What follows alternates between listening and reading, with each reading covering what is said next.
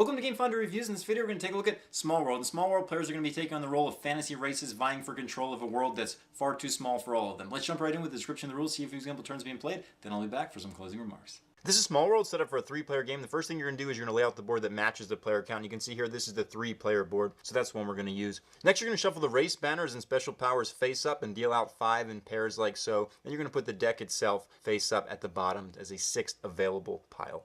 Aside from that, you're going to give each player 5 coins to start the game, and you're going to put a Lost Tribe token on all the Lost Tribe symbols of the board and a mountain on every space that depicts a mountain. Then just form a supply of all coins and tokens and put the turn marker on the 1 space of the turn track here. With that, you're ready to start the game.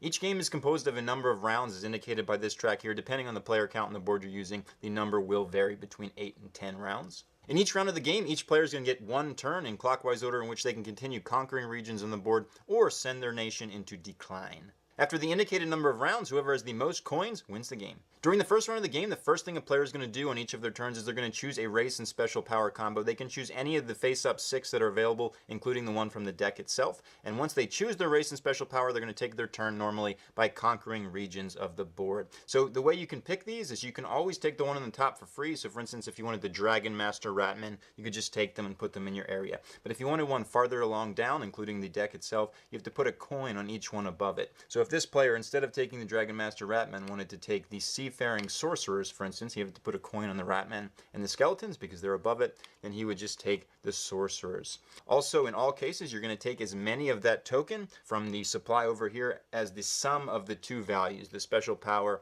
and the race itself. So this would be 13 Ratmen that you take because it's 5 plus 8. Also, depending on the race, you're going to have certain special abilities, and depending on the special power, you're going to have some type of extra special ability that applies as well. Also, no matter which group you take, you're going to refill these, so there's always 6 face-up available for all player turns. You may have to reshuffle things later in the game, but for now, there's plenty to go around. So for example, let's say this player did take the Dragon Master Ratman and he would take 13 from the supply. We're just going to grab a handful here to show what happens at this point. So next you have to begin conquest, and you can start conquesting anywhere along the edge of the map or anywhere that touches a sea that touches the edge of the map. So this sea, of course, doesn't touch the edge of the map, so you can't start around it. You do not conquer the seas or lakes themselves, usually, although there are some powers that allow you to do so. But you can start anywhere you'd like, and then from there you're going to have to continue adjacent to that area. So the way you conquer a place is you're always going to have to put at least 2 guys there, plus 1 for every token present. So for instance, if you wanted to conquer this region next, you would have to put 3 guys here because there's 1 token, and you're going to have to put 2 more than that. Whenever you conquer a region with other people's tokens or lost tribes that start the game on the board, you're going to discard one of them from the game. It's going to return the supply, and they're going to take all others back. So for instance, if there were some of these guys here, maybe 2 of them, it would cost you 4 to conquer this because 2 more than the number of tokens. They would lose 1 to the supply, it's totally gone, but they would take 1 back to the play area in front of them. While conquering, you may always continue as long as you have guys left to conquer with, but you're always going to need at least 1 guy to conquer. Also, each guy can only conquer once per round, so for instance, I couldn't reuse these guys to conquer another area. They're stuck here for the time being. It's also important to note that mountains do count as tokens, so for instance, you would have to put 3 guys here to conquer this area, because 2 as normal, plus 1 because there's a token there, but you do not wipe mountains off the board by conquering the area like you do with Lost Tribesmen. Conquering proceeds just like this until the final conquest of your turn. During the final conquest, you have to declare that it's your final conquest and pick an area that would normally require up to 3 more tokens than you have. For instance, I have 1 token left in my supply. Maybe I want to conquer this that would normally cost 3. So I would say this is my final conquest. I'm going to go here. Then I would roll the reinforcement die.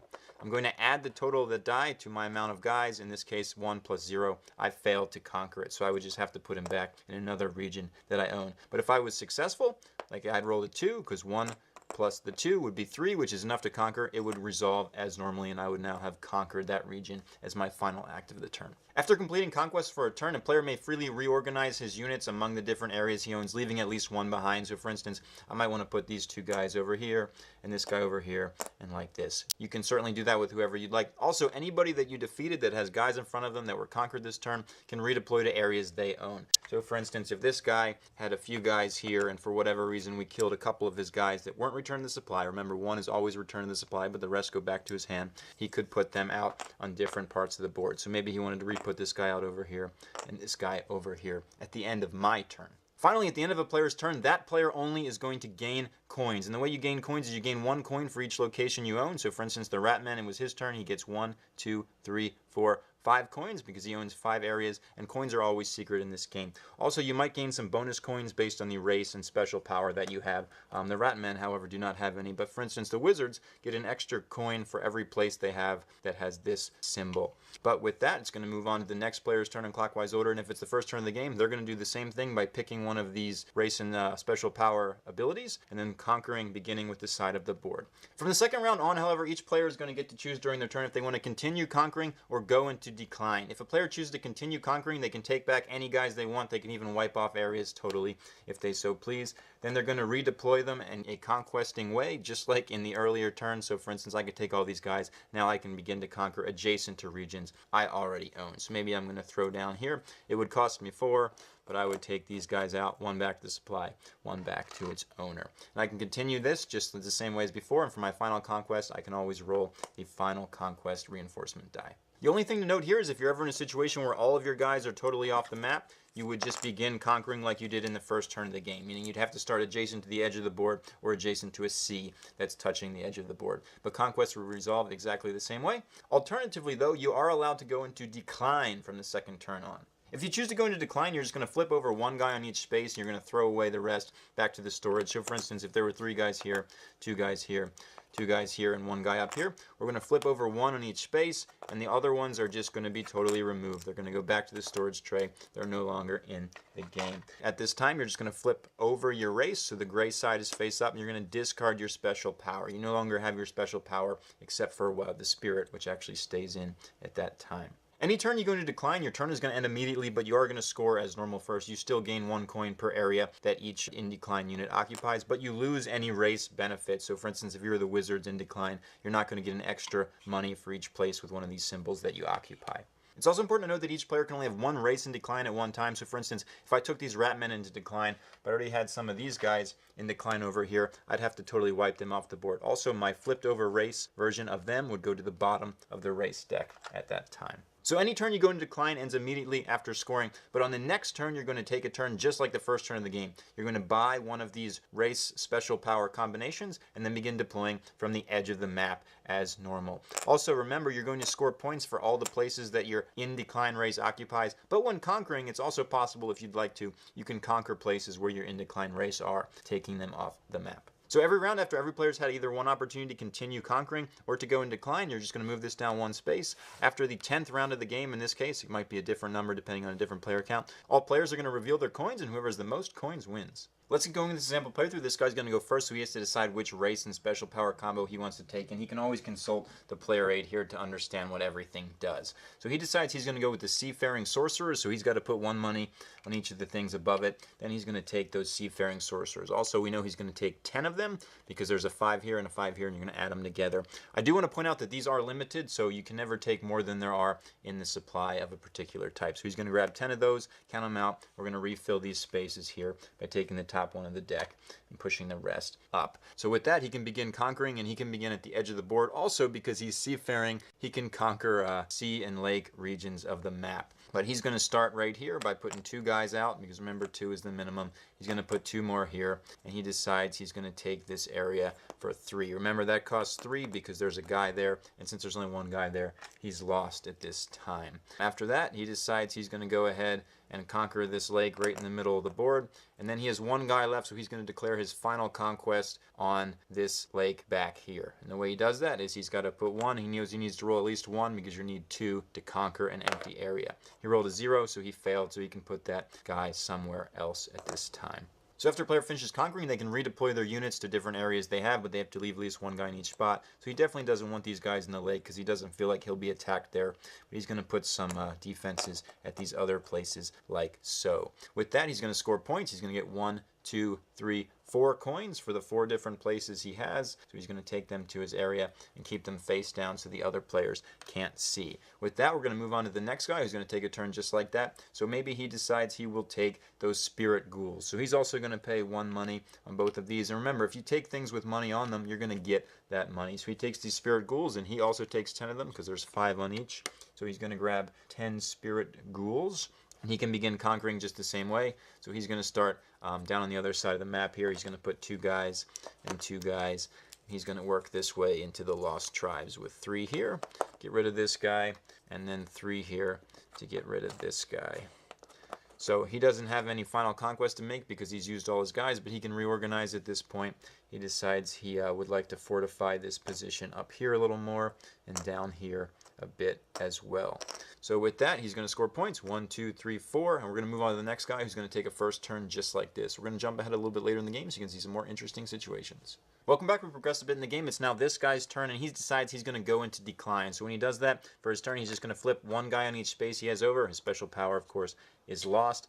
And then he's going to get rid of any of the extra guys. So these guys all die while this guy flips over. And the Ratmen themselves flip over, so they are now on the gray side. And on his next turn, he's going to pick a new guy. But he still scores points this turn, so he's going to get 1, 2, 3, 4, 5 money this turn for all the guys he has on the board, even though they're in decline.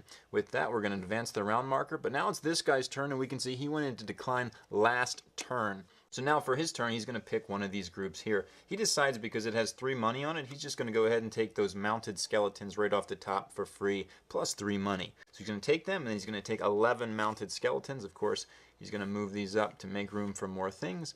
I also want to point out before we take his turn that this guy's ghouls actually stay in play when they're in decline, so that's why there's still a whole bunch of them in stacks and things like that. So anyway, he now has the mounted skeletons, but he still has some sorcerers on the board that he's going to score for as well. So he's going to take his 11 skeletons, and he's going to begin conquering from the edge of the map just like he did in the first turn of the game. With that, we're going to jump ahead to the end of the game so you can see the final situation.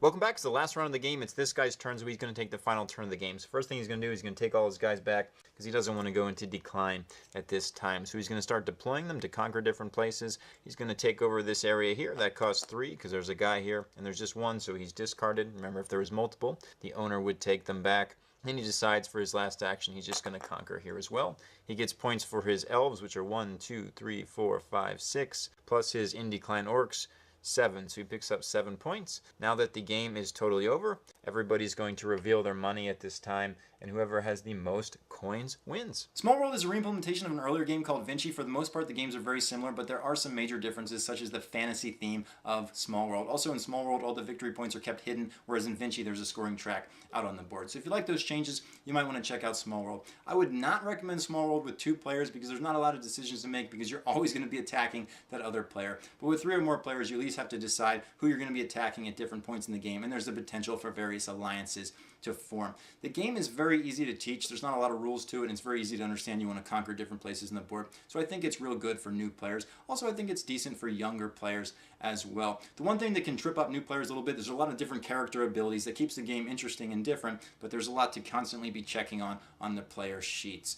But I do want to point out, even with more players, you're going to be going into decline pretty frequently because you're only limited to so many tiles at a time. So there's still not a great deal of decision making in my opinion. But some people are enamored with this game. They love the theme. They find it very funny that they get all kinds of weird combinations of races, and that's always neat. So if it looked neat to you, check it out. That's Small World.